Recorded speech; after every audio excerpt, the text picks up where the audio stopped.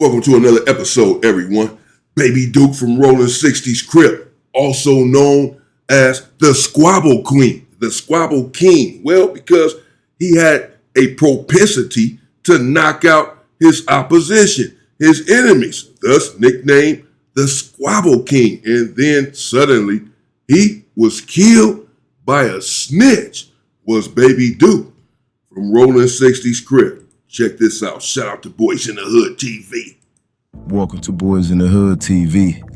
Today we're going to be discussing the story of Baby Duke, known as the Squabble King from the Rolling 60s. Now, Brian Buchanan, aka Baby Duke, was a reputable member of the 60s ever since his teen years. Now, he was born in 1976 in the Hyde Park area. Now, early on, he would witness his family and friends lose their lives by either being affiliated or being actual members. Now, Duke would eventually attend Horace Mann Junior High School, which was a breeding ground for squabbles. Now, different hoods like the 60s, the 9-0s, and the 8 trays all went here.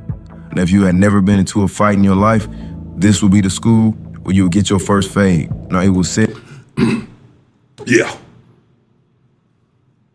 that's for sure. They have quite a few schools in the Los Angeles area that are known to be gang invested and beset with gang violence. Horace Mann would be one of them. This is a school that certain individuals, certain gang members went to.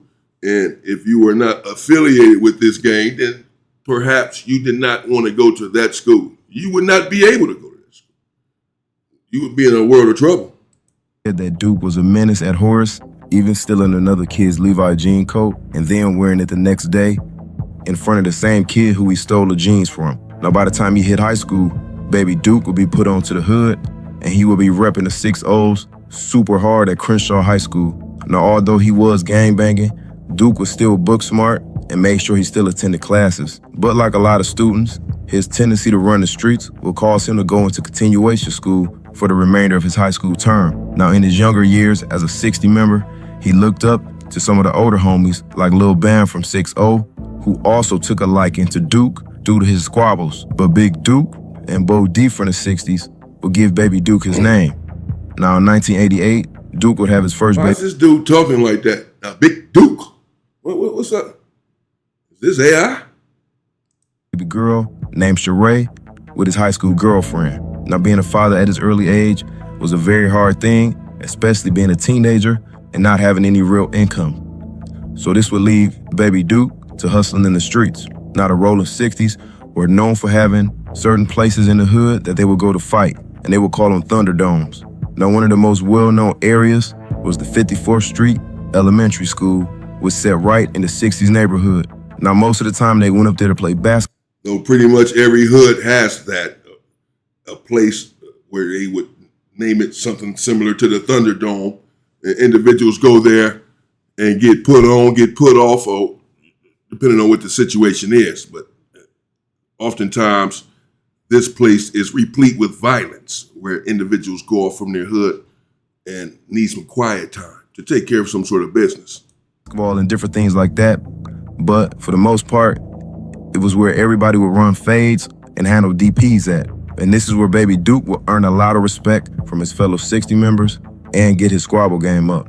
But not long after, Duke's tendency to fight would land him into trouble with the law and get him a short stint at juvie. Now, once he finally got out, Duke had become even more crafty with his hands.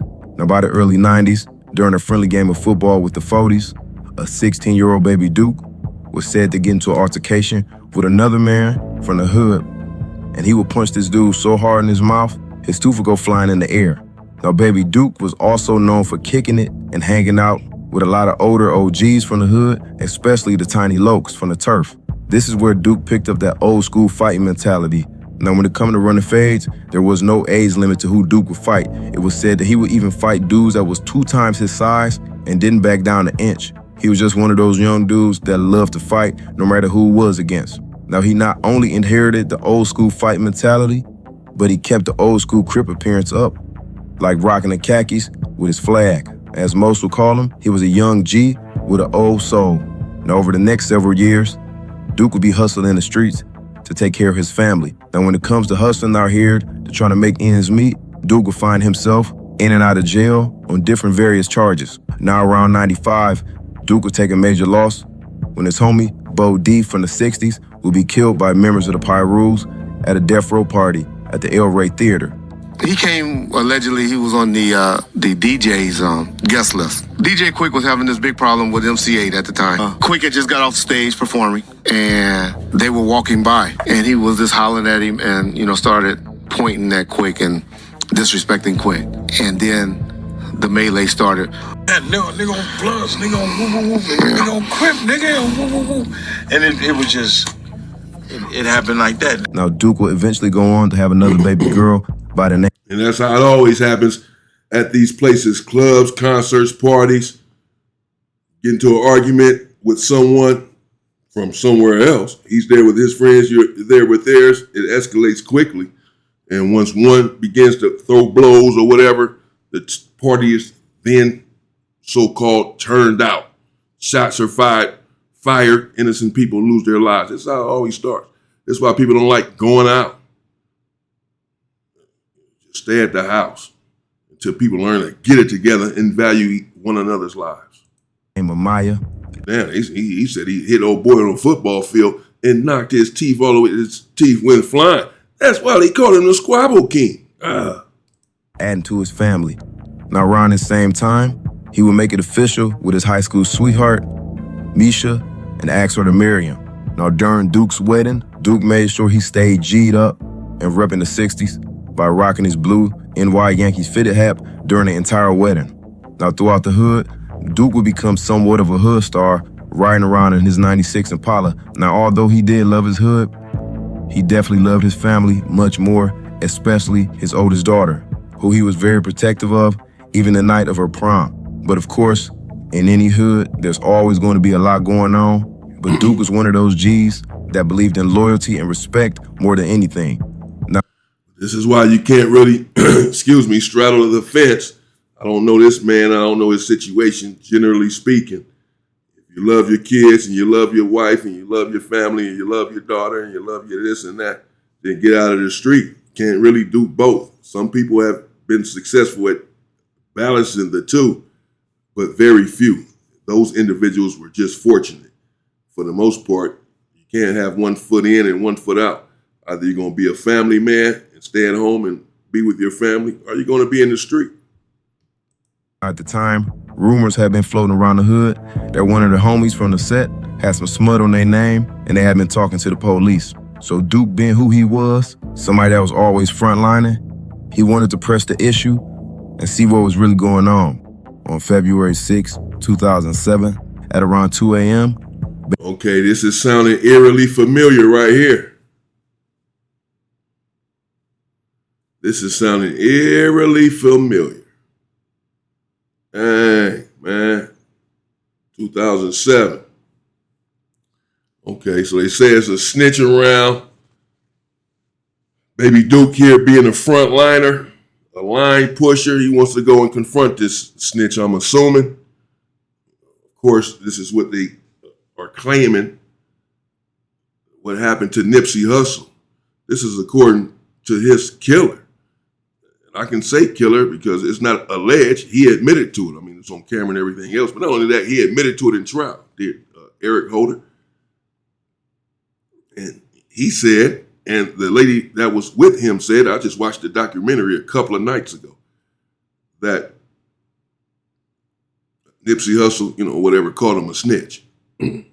Said something about some paperwork that he was supposed to have been under. This infuriated him, and he left, and we all know the rest. You have to be careful with putting. I don't know that to be the case. I wasn't there. I'm just saying that's the narrative. I do know one thing. You have to be careful putting jackets on people, calling people snitches or whatever to their face or not.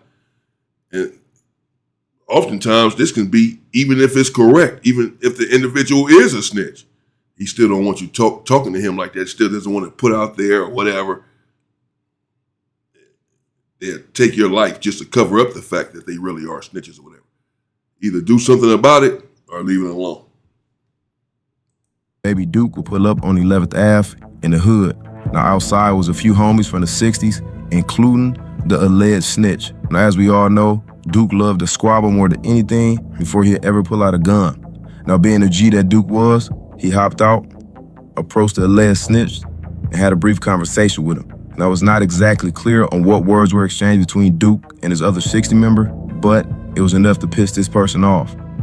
And as Duke turned his back after the conversation, that's when the other 60 member, he pulled out a strap and opened fire.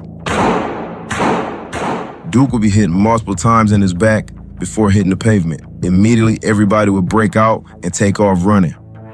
Police and EMTs would arrive shortly after, and they would immediately rush Duke to a nearby hospital. But sadly, hours later, Brian Buchanan, aka Baby Duke, would die at the age of 31 from his injuries. I would like to thank everybody for tapping in.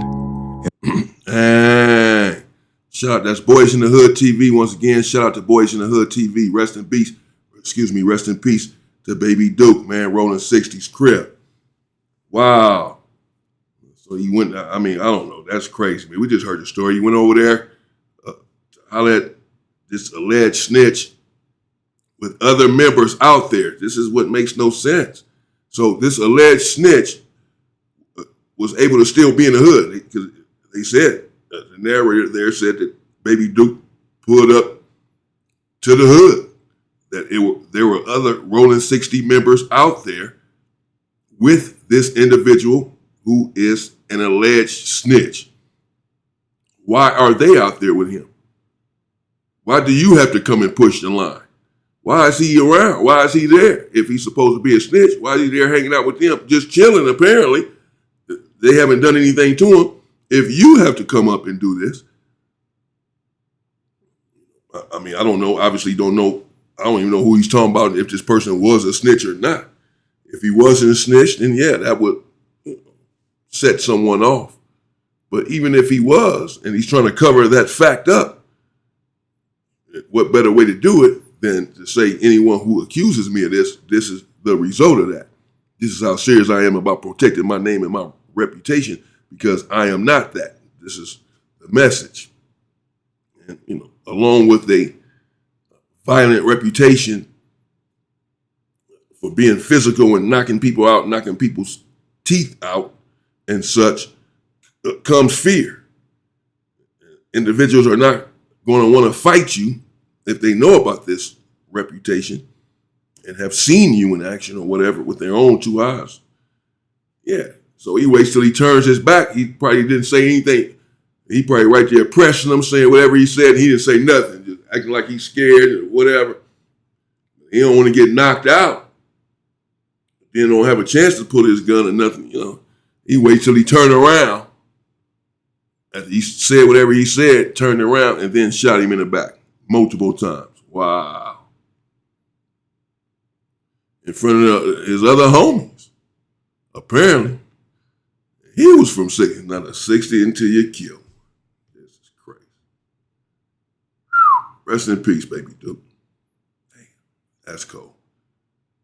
Let me know what you think in the comments. Stay safe. Be careful with the confrontation when you're confronting people. Even if they are guilty of whatever it is that you're confronting them about, even if they are guilty of it, they'll do anything oftentimes to cover up that fact. Stay safe and stay free, people.